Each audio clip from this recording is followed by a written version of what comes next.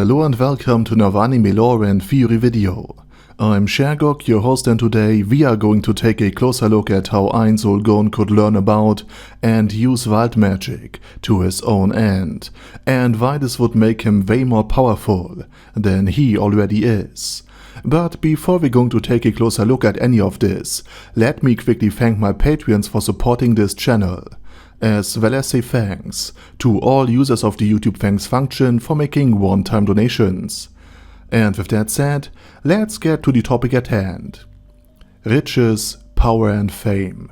Ainz Ooal Gown, the undead overlord and monarch of the Sorcerer Kingdom named after himself on the suggestion of Cocytus, seemingly has it all.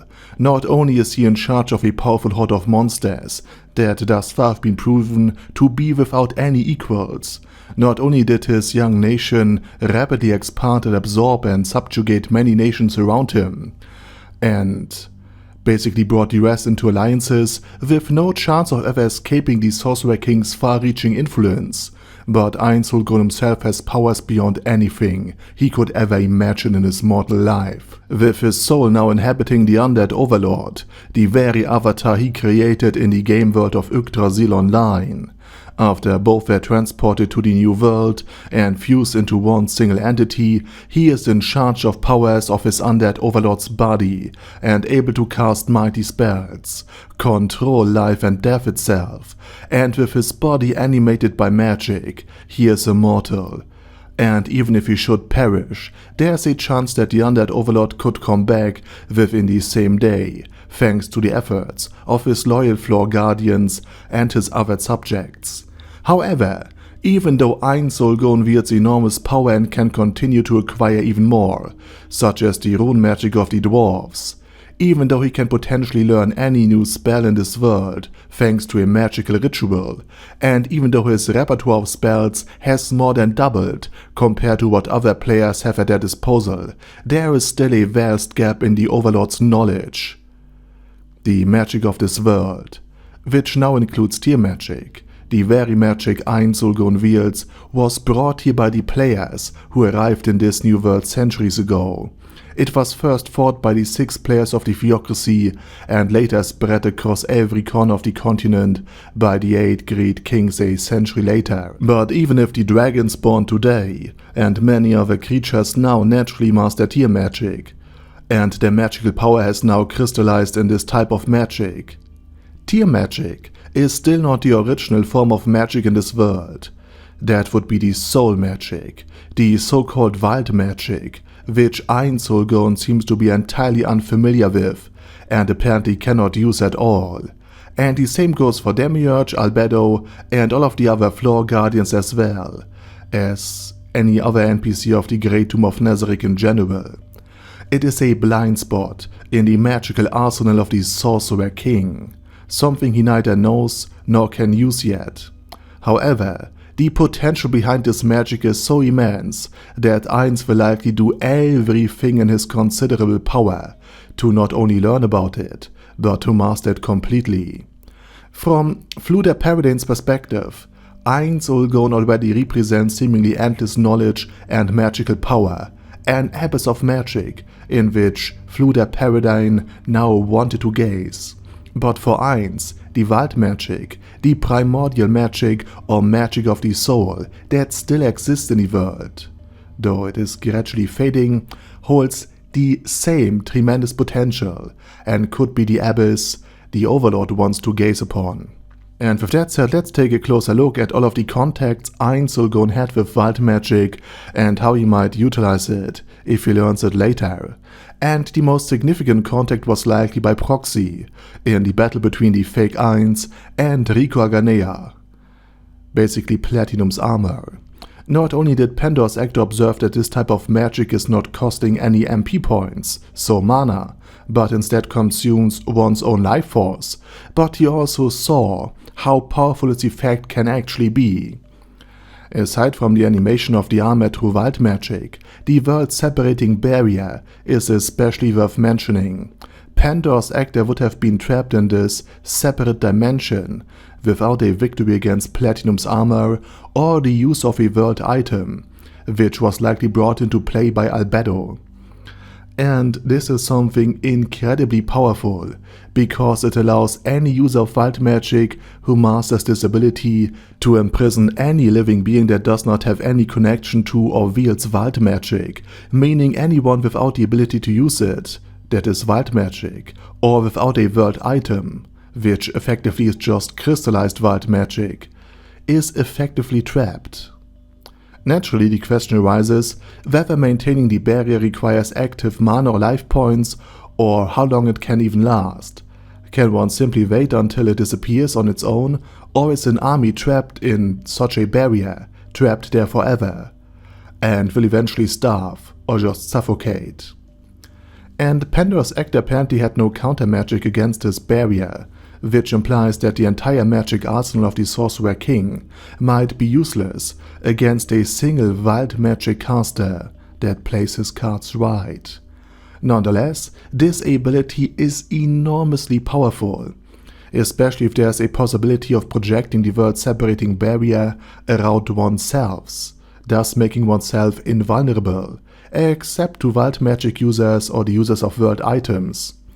And we know that Ainz masters the spell Reality Slash already, so he is somewhat familiar with dimensional magic, even if his human soul and mind have no real understanding of how this magic works.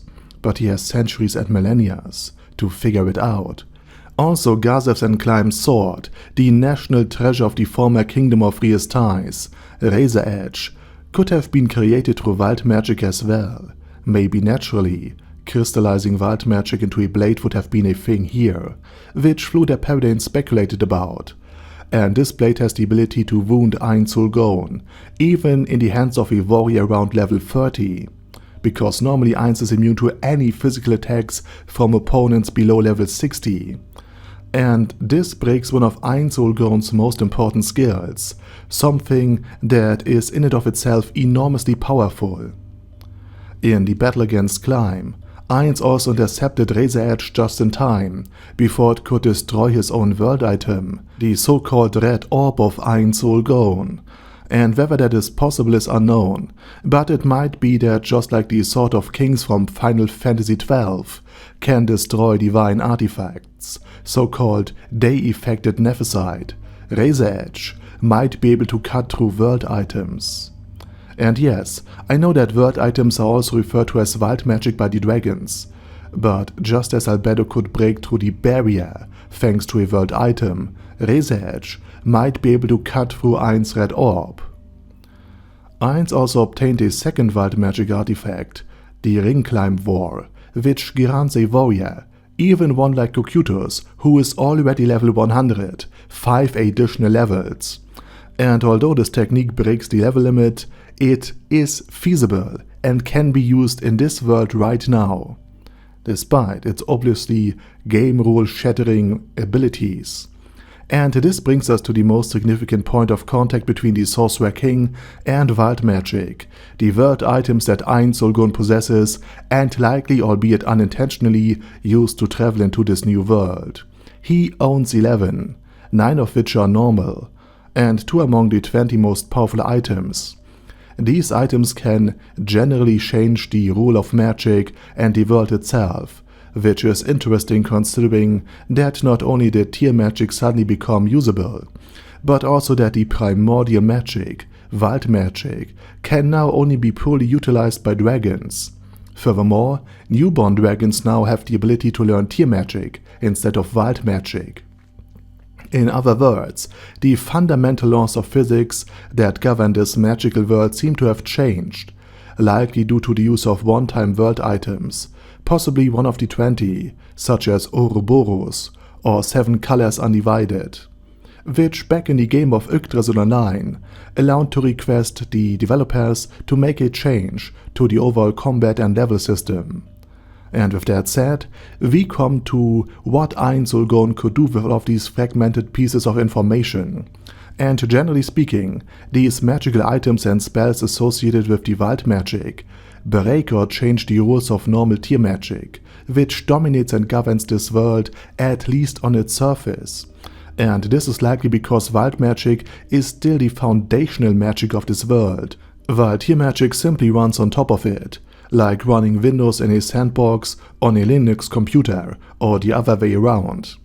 In other words, understanding wild magic for Ainz Ooal Gown would be equivalent to something that didn't exist in Yggdrasil Online: cheat codes.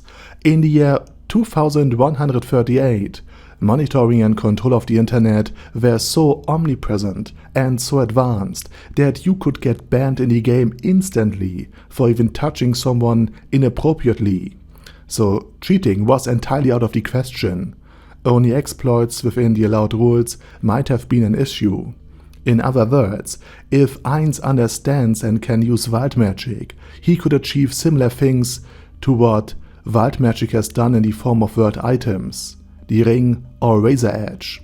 For instance, the dimensional control by understanding the world's separating barrier could allow him to travel back to the old world in the year 2138 as his avatar, or even open a permanent dimensional portal to conquer the old world. And if Ainz was able to replicate this wild magic ring and produce and apply its effects on a massive scale, perhaps even with the help of the dwarves and their own craft, Ainz might be able to exceed the level cap of 100 and reach level 105, 110, 150 or even 200.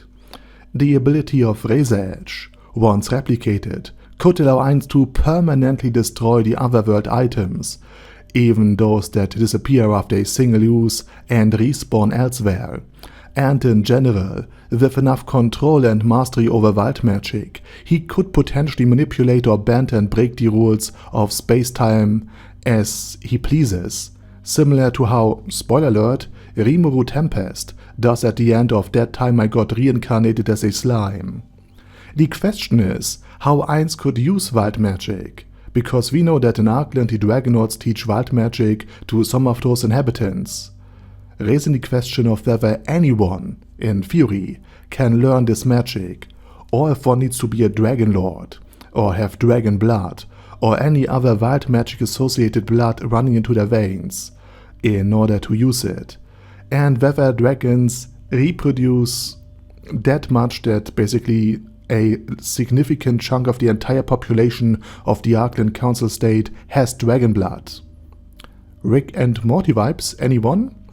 If it turns out that dragon blood or the blood of wild magic users is necessary, Ainz himself might never be able to learn wild magic. However, he could use it by proxy. There's Draudilon Auriculus, a albeit barely wild magic user, whose kingdom has a positive relationship with the Sorcerer Kingdom, and Draudilon would likely be willing to share her knowledge of wild magic in exchange for protecting her country from the beastmen who are invading it, rather than letting it be ravaged by adventurers. Moreover, through joint research, Draudilon could discover how to better use her own magic. If that doesn't work, Ainz Ooal Gown might be potentially able to learn these spells through a ritual, or he could use his ability to raise the dead to make a dragon that can use wild magic for him. So he could, for example, acquire, by any means necessary, the dead body of Platinum Dragonlord and then simply undie him, or that of Brightness Dragonlord, Draudilon's great-grandfather, or that of Cure Elim Los Malvor, the already undead Elder Coffin Dragonlord, and basically control them, dominate their mind or their undead bodies, and make them use wild magic on his behalf. And if Ainz manages to subjugate, for example, Cure Elim Los Malvar, with Control Undead, after being buffed by Auril Omega and wearing the Staff of Ainz Ooal Gown, then he could actually control it by proxy, I think.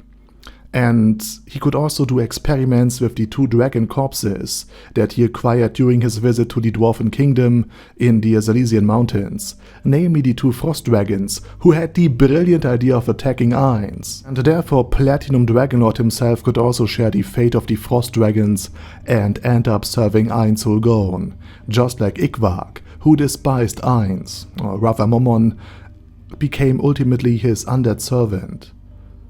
And with that said, we've come to the end of today's video, and now it's your turn. What do you think? Will Ainz take control of Platinum's body and use wild magic?